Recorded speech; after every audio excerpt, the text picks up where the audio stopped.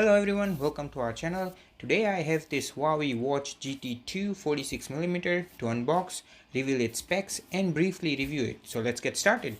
If you are someone new to our channel, please consider subscribing to our channel as we do regular videos for various smartwatches like this one, smartphone reviews, tech tutorials and much more. Also check out our playlist tab as we have categorized videos for various content we post on this channel.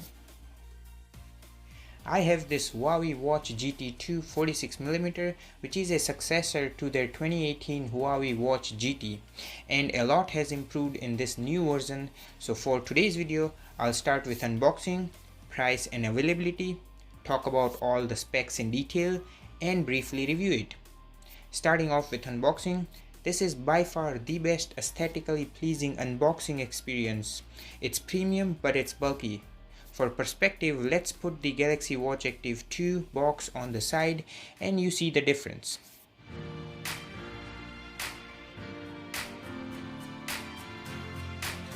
Let's have a look around the box. So in the front it says that this is a 46mm. On the side it shows that this watch is energy performance certified by Intertech, which is one of the reasons why I have it. More details later in the video. At the back there is all the serial numbers and info. The color I have over here is called matte black and it's a Bluetooth watch. Now let's go ahead and open the box. The box quality is smooth and slides off quite evenly. It's impressive. So inside you will find the watch itself housed on the left side, but the cool part is the shiny border with a small Huawei logo and a pull tab. Let's take the watch out for now and we'll come back to it later. Pulling the tab reveals another compartment with a pull tab, but here it shows icons for charger and manual. Let's open it up. So there is the USB-C to USB Type-A charger cable. Let's open it up. It's really handy to have a USB-C cable as I can pretty much charge this watch with my Samsung Galaxy S10 Plus charger. There is also a magnetic charging brick. Let's open it up. This has the female USB-C type port. Nowadays most of the phone have a USB-C port, which makes this watch much easy to charge, but I still have to carry this proprietary brick. But I don't need to carry the cables. The sleeve on the side houses the warranty card and the quick start guide, which I don't care about.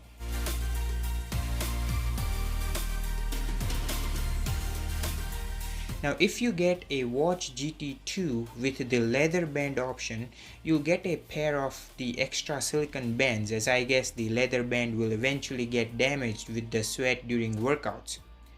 So the unboxing experience in my opinion is premium and satisfactory.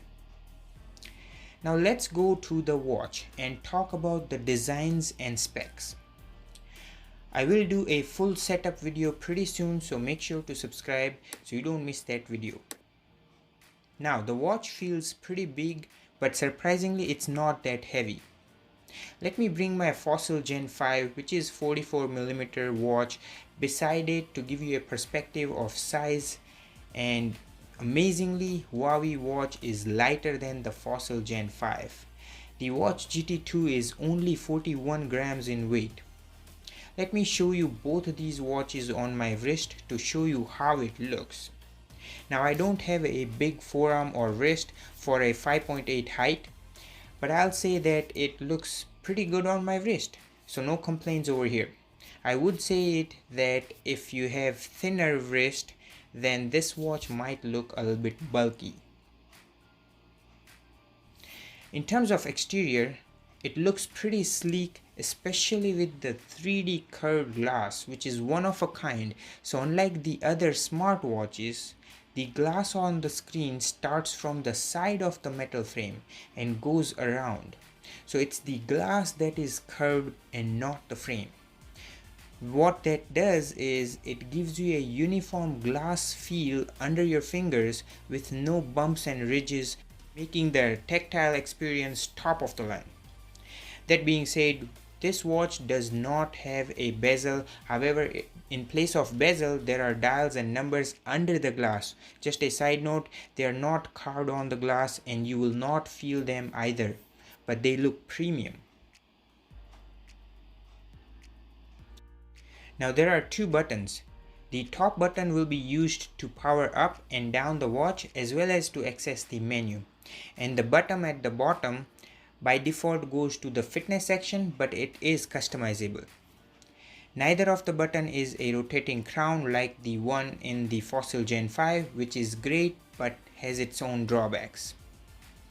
Anyways, there is a speaker under the buttons as you can see here, and this speaker makes it possible to take Bluetooth phone calls right from the watch as well as play music from the watch itself, which is one of the features that I mostly look in a smartwatch nowadays, as sometimes when I am carrying my younger daughter, I can't get in the pocket to get my phone and I would rather talk directly from my watch. On the other side of the watch there is a microphone which will be used for Bluetooth phone call. Sadly, there ain't any virtual assistant like Google Assistant, Amazon Alexa or Bixby on this particular watch. It would be nicer to have one though. Now let's look at the back panel, which houses two LED photodiodes and two heart rate sensors, which are pretty good. Stay tuned as I'll be comparing the fitness tracking of this watch to the other smartwatches like the Gen 5 and the Samsung Galaxy Active 2. These two contact points are for charging. The charging brick will stick to the back with the pins contacting these two plates. So that being said, this watch does not have a wireless charging. But the good part is that the brick has a female USB Type-C port, so I can charge it up from my S10 Plus charger.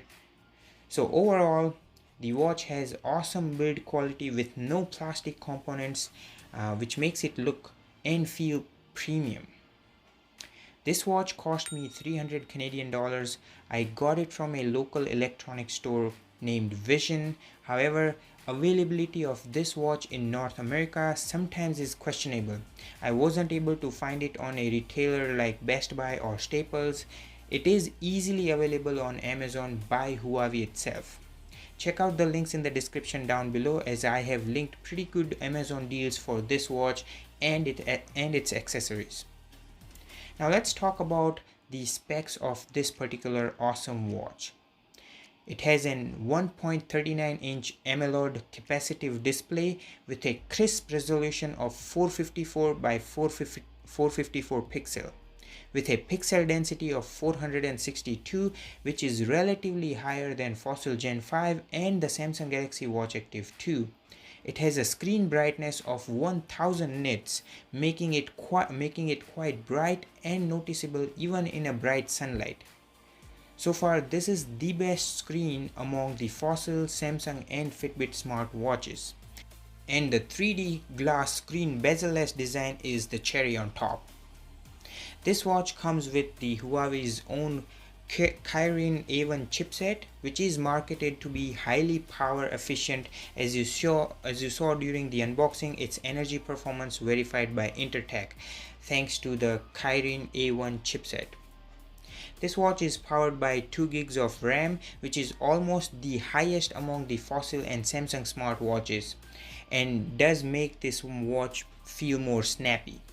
Sadly, it only has 4 gigs of storage, out of which only 2.5 gigs is available for music storage.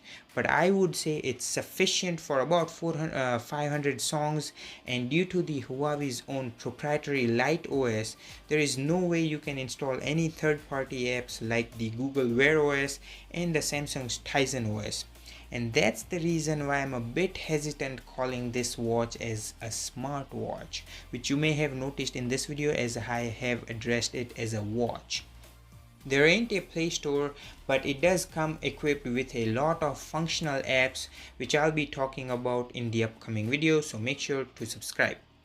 Now, in terms of sensors, this watch has all the sensors like a heart rate monitor, pedometer, altimeter, accelerometer, gyroscope, barometer, and pretty much all the sensors that can be found in a top-of-the-line smartwatch.